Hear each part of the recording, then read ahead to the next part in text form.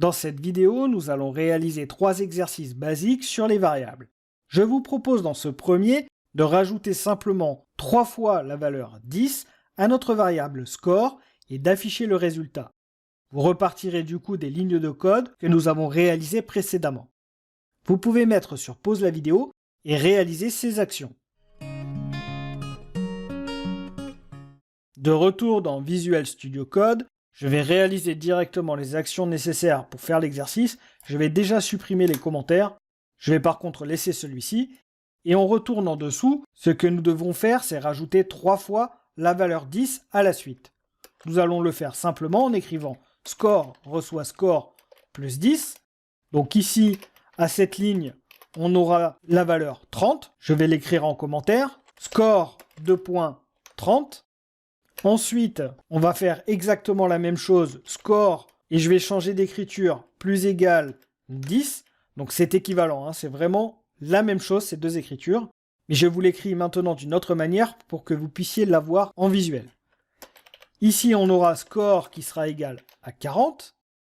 Et enfin, on refait encore une fois la même chose, score reçoit 10. Et on aura donc score qui sera égal à 50. Maintenant que j'ai fait ces 3 ajouts de 10 points à ma variable score, je peux réafficher le résultat en utilisant la même ligne ici, console log, le score est 2 plus score. Ce que je vous propose de faire là aussi, c'est de modifier un tout petit peu cet affichage-là pour qu'on ait plusieurs versions dans le même programme. Je vais écrire le score est 2. Comme cela, on a directement soit avec des côtes, soit avec des guillemets. Et je vais d'ailleurs rajouter le caractère échappement avec le guillemet pour bien vous spécifier cette deuxième possibilité. Vous n'êtes bien entendu pas obligé de le faire, vous pouvez faire tout le temps la même ligne. Et je pense que ça peut être intéressant d'avoir plusieurs variantes que vous pouvez visualiser ici. En tout cas, il va falloir que vous les connaissiez. Je viens donc de finaliser mon programme. Je vais maintenant l'exécuter. J'oublie pas de sauvegarder. Je retourne dans mon terminal et je lance en faisant node main.js. Faites bien attention encore une fois d'être bien placé dans le bon répertoire. Si ce n'est pas le cas, vous faites un clic droit sur votre fichier et vous faites ouvrir dans le terminal. Donc ici je viens de lancer et j'ai bien le bon résultat, le score est de 50. Passons maintenant au deuxième exercice. Je vous propose maintenant dans ce deuxième exercice de multiplier le score par 3. Comme je vous l'ai indiqué, il est possible de faire des calculs mathématiques basiques sur nos variables. Je vous demande donc de multiplier le score par 3 en complétant les lignes précédentes de code. Vous afficherez ensuite le résultat à nouveau. Vous pouvez mettre sur pause la vidéo et réaliser ce deuxième exercice. De retour dans notre programme, je vais le compléter et je rajoute à la suite score qui va recevoir son ancienne valeur que l'on va multiplier par 3. On aura donc ici le calcul 50 fois 3 est égal à 150. C'est exactement ce que ça va faire. Je vais ensuite rajouter la ligne d'affichage. Je peux copier celle du dessus, la mettre en dessous et relancer mon programme. Je vais là aussi vous montrer une autre manière de faire l'affichage que nous avons vu brièvement. Donc je peux écrire tout simplement le score est 2, mettre 2 points et mettre le fameux marqueur que j'ai parlé rapidement dans une précédente vidéo. Je peux écrire %d pour indiquer un marqueur qui sera remplacé en fait par la valeur d'une variable. Par contre, le symbole, si je fais ainsi, c'est pas le plus, c'est une virgule. Donc c'est une autre possibilité d'affichage en utilisant un marqueur. Je vais écrire en commentaire utilisation d'un marqueur. Je sauvegarde et on va lancer directement le programme. Je retourne dans le terminal, je relance la commande node main.js et nous avons bien le score est de 150. Alors par contre, j'ai oublié les guillemets, je vais les remettre en utilisant le caractère d'échappement \. Je relance à nouveau node main.js et j'ai bien le bon résultat. Une autre petite chose avant de passer à l'exercice suivant, je vais vous montrer qu'on peut également écrire cette ligne du score multiplié par 3 en utilisant, comme on l'a fait au-dessus, l'autre écriture qui va être fois égal. Et donc je peux supprimer cette partie-là. Ça revient exactement au même. Donc c'est-à-dire que je fais score qui va recevoir son ancienne valeur multipliée par 3. Si je lance à nouveau, vous allez voir que le résultat est le même. Donc je vais annuler cette action pour vous laisser plutôt l'autre écriture, qui est plus simple quand on démarre. Réalisons maintenant un troisième exercice qui ne sera pas sur la même base. Je vous propose dans cet exercice de faire la permutation des valeurs de variables. Pour cela, vous utiliserez deux variables, la variable prénom et la variable nom. En l'occurrence, vous initialiserez les valeurs de ces deux variables avec Gaston pour le prénom et Mathieu pour le nom. C'est bien entendu l'inverse, il y a une erreur ici puisque ce n'est pas dans le bon ordre. Mon nom c'est Gaston et mon prénom c'est Mathieu. Donc ce que je vous demande de faire, c'est de permuter ces valeurs de variables. Attention, je ne demande pas de réassigner aux variables la bonne valeur, je demande de permuter. Si ce n'est pas très clair pour vous pour le moment, ce n'est pas grave, je vous le montre en vidéo. Sinon, pour ceux qui voient comment faire, mettez sur pause et faites cet exercice. De retour dans Visual Studio Code, nous avions fait notre premier programme, le programme 1, avec le fichier main.js. Et ce que je vais faire, c'est simplement créer un nouveau fichier que je vais aller placer dans programme 2. Je ferme donc celui-ci, que nous avons terminé, et je vais créer un nouveau fichier dans programme 2, que je vais appeler là aussi main.js. Je vous expliquerai pourquoi j'appelle ces fichiers main.js plus tard. Donc nous avons maintenant ce fichier main.js dans programme 2, qui est vide, et je vais le remplir. Je vais déjà initialiser mes deux variables. La variable prénom, alors je ne mets pas d'accent, on évite de mettre des accents ou des caractères spéciaux dans les variables. Il y a d'ailleurs une certaine norme qu'on va utiliser pour créer nos variables. Je vais vous la montrer juste après. Déjà, je déclare mes variables, prénom, et je vais y mettre la valeur Gaston. Et vous remarquez que là, ma variable, je l'initialise avec une chaîne de caractères, donc texte, avec des guillemets. Je fais pareil pour la deuxième, je mets var nom et je vais mettre Mathieu. Donc je viens de déclarer et d'initialiser mes deux variables.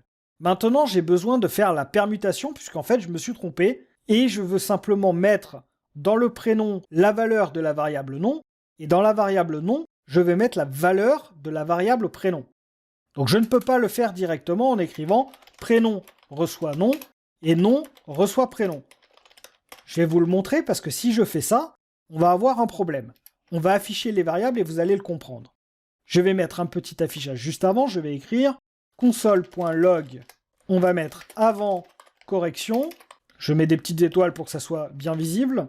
Je fais la même chose après en mettant après correction. Et on va afficher dans les deux cas les valeurs des variables. Donc je vais faire un autre console log ici pour afficher prénom, deux points, je concatène avec la valeur de la variable prénom. Et en dessous, je fais pareil pour le nom, où j'écris nom de point, que je concatène avec la valeur de la variable prénom. Donc là, je vais avoir directement l'affichage que j'ai au-dessus. Ensuite, je prends ces deux lignes de code que je mets en dessous. Et normalement, si la permutation que j'ai écrite fonctionne, je devrais avoir la permutation. Et vous allez voir que ce n'est pas le cas, parce qu'il y a une erreur dans le programme que j'ai fait. Je vais lancer ce code, et il faut faire attention de ne pas le lancer depuis programme 1, parce que j'ai changé de dossier, je suis dans programme 2. Donc ce que je vais faire, c'est un clic droit sur main.js, ouvrir dans le terminal, et là je vais lancer mon programme en écrivant node main.js depuis le bon dossier.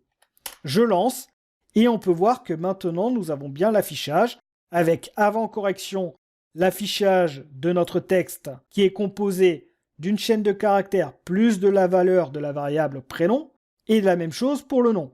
J'ai donc bien le bon affichage pour la première étape. Par contre, après, j'ai fait ma permutation, et on peut voir qu'elle n'a pas fonctionné, puisque j'ai à la fois pour prénom et pour nom la même valeur, Mathieu. Cela s'explique très simplement. C'est que lorsqu'on a mis la valeur nom dans la variable prénom, on a écrasé la valeur de la variable prénom, c'est-à-dire Gaston. On se retrouve donc à avoir dans les deux variables, à cette étape ici que je survole, à la ligne 7, on se retrouve à avoir pour la variable prénom et la variable nom, la valeur Mathieu.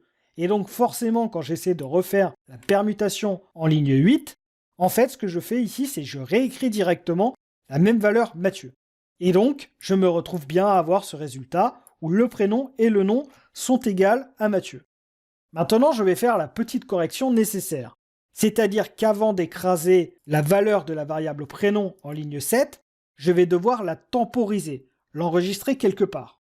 Je vais donc utiliser une nouvelle variable que je vais appeler tmp pour temporaire, auquel je vais lui donner la valeur prénom. Donc je viens de récupérer la valeur de la variable prénom que je mets dans TMP. C'est-à-dire que TMP ici aura la valeur Gaston. Je peux l'écrire d'ailleurs, TMP égale Gaston. Donc ça c'est sa valeur. Ici maintenant je fais l'écrasement de la variable prénom en mettant la valeur du nom. C'est-à-dire que ici je vais avoir prénom qui sera égal à Mathieu. Et je vais toujours avoir, je peux l'écrire également à côté, que nom est égal à Mathieu. Et je vais même écrire également TMP égale Gaston. Voilà ce que j'ai à cette étape. Je vais séparer par des virgules pour bien que ça soit compris.